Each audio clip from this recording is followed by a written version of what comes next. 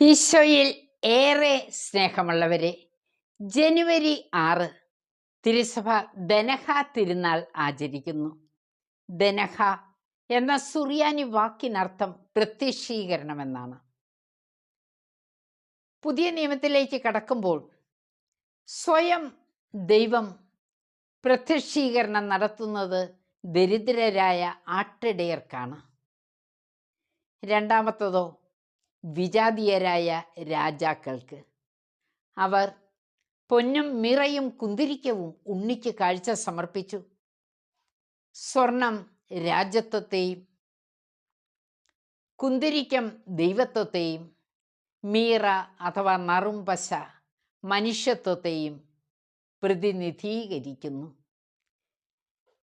യേശുവിനെ രാജാവും ദൈവവും മനുഷ്യനുമായി ഒരേ സമയം കണ്ടുകൊണ്ട് നാം ആരാധന നടത്തണം.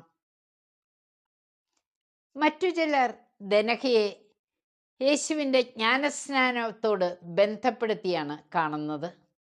ജ്ഞാനസ്നാന അവസരത്തിലും സ്വർഗം തുറക്കുകയല്ലേ കാണുന്നത്.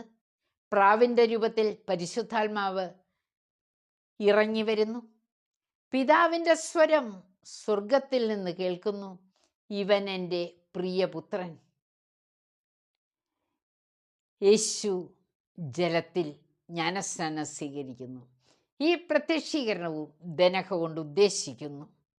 നമുക്ക് യേശുവിനെ ആരാധിക്കണ്ടേ? ഇടയരോടൊപ്പം, രാജാക്കന്മാരോടൊപ്പം ദനഹയിൽ യേശു ജ്ഞാനസ്നാനം സ്വീകരിക്കുന്ന അവസരത്തിൽ പ്രത്യക്ഷമാകുന്ന പരിശുദ്ധ ത്രിത്വത്തെയും ആരാധിക്കാം. ദൈവത്തിൻ്റെ വലിയ അനുഗ്രഹം ഈ ദനഹ ദിനത്തിൽ എല്ലാവർക്കും ലഭിക്കട്ടെ. ആമീൻ.